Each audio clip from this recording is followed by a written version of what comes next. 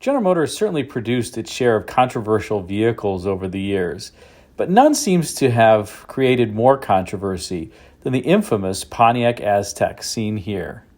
Produced for the 2001 to 2005 model years, the Aztek was designed to be launched as a signal that GM could be bold and daring, and perhaps even signal a forthcoming design renaissance for GM.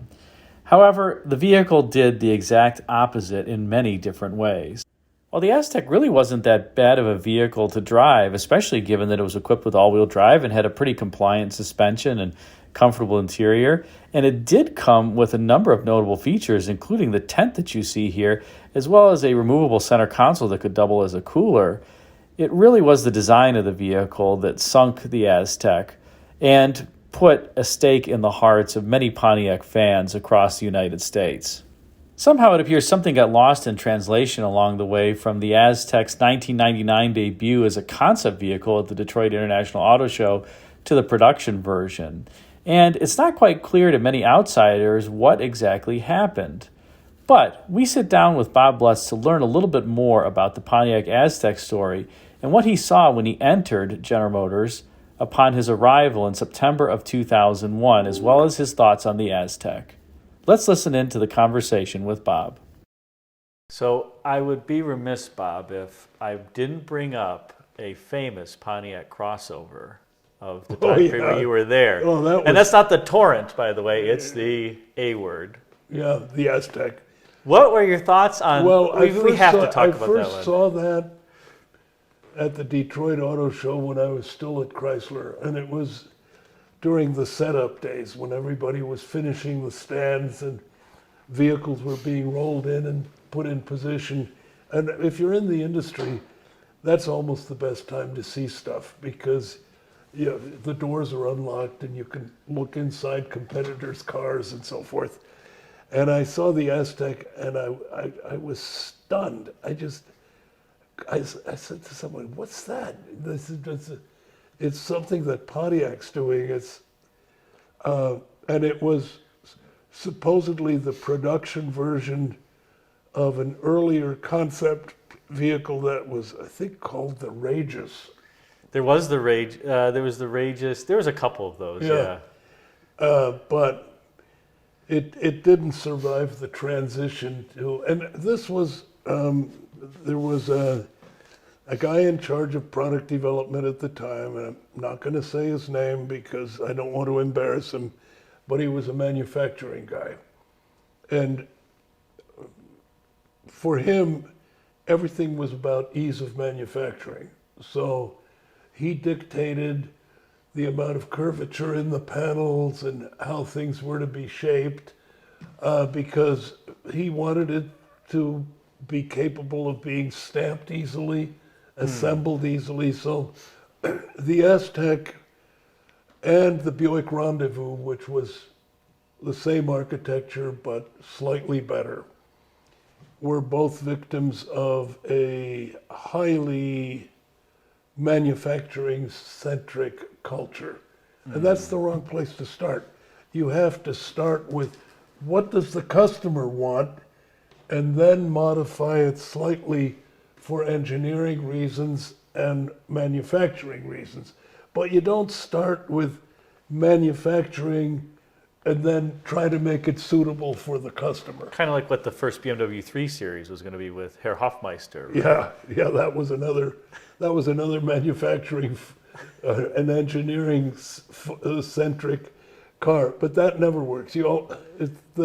The lesson that the automobile industry has to learn again and again and again is you start with the customer and then you have to make some compromises to make it feasible. Well, in the case of the Aztek, I asked myself seriously how any group of automotive professionals could release that thing for production. I mean, it was a rolling joke, and you talk about totally at odds with the Pontiac brand image. I mean, it might have worked better as a GMC. It might have worked better even as a Chevrolet, but as a Pontiac, good grief, that thing was bad. Was that the internal, aside from your perception, internally was the company, like, was the head of product development proud of it? Would he say, like... What happened was the rah-rah spirit took over.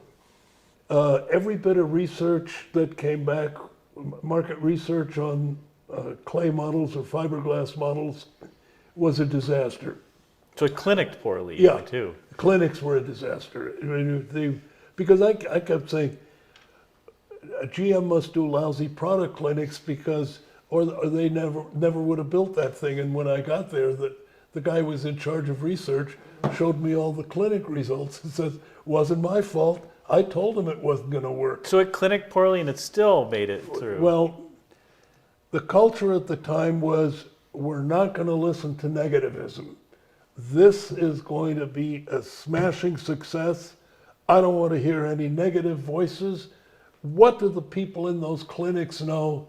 That's all junk science. We're not going to listen to that. And we are going to focus on building the Pontiac Aztek, and it's going to be great.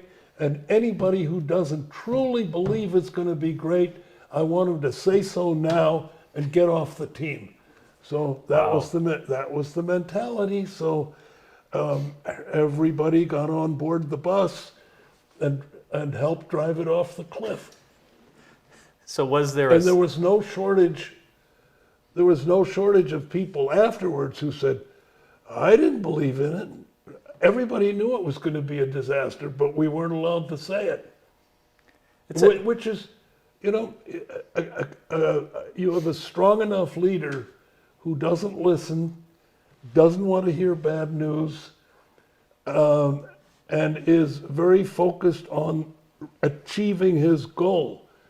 Whether it's the right goal, the wrong goal, kicking the ball into your own goal, it doesn't matter. We are going to finish this thing and be proud of it. And you can't change reality with enthusiasm.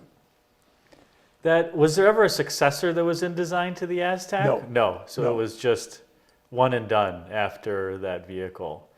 It did have some cool interior features, though, Bob. It had the removable center console that was a cooler.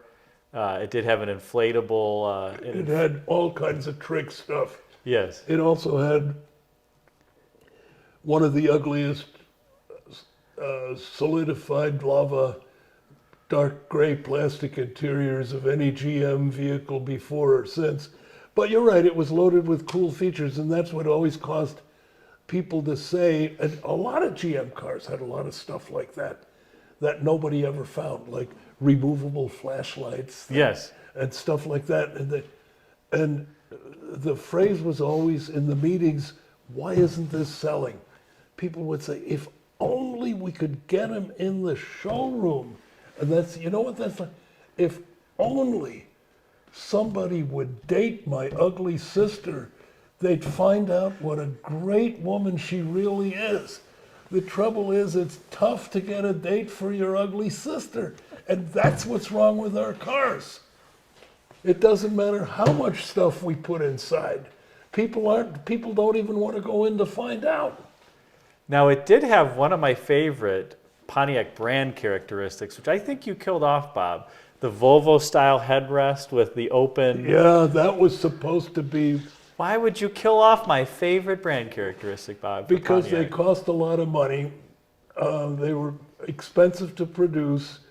The public didn't give a rat's bottom. So you're a finance guy. It costs too much. Yeah, they were. Well, I'm talking unnecessary cost. Cadillac had solid headrests. Buick had solid headrests. Chevrolet had solid headrests. The Europeans had solid headrests. So Pontiac has TV frame headrests.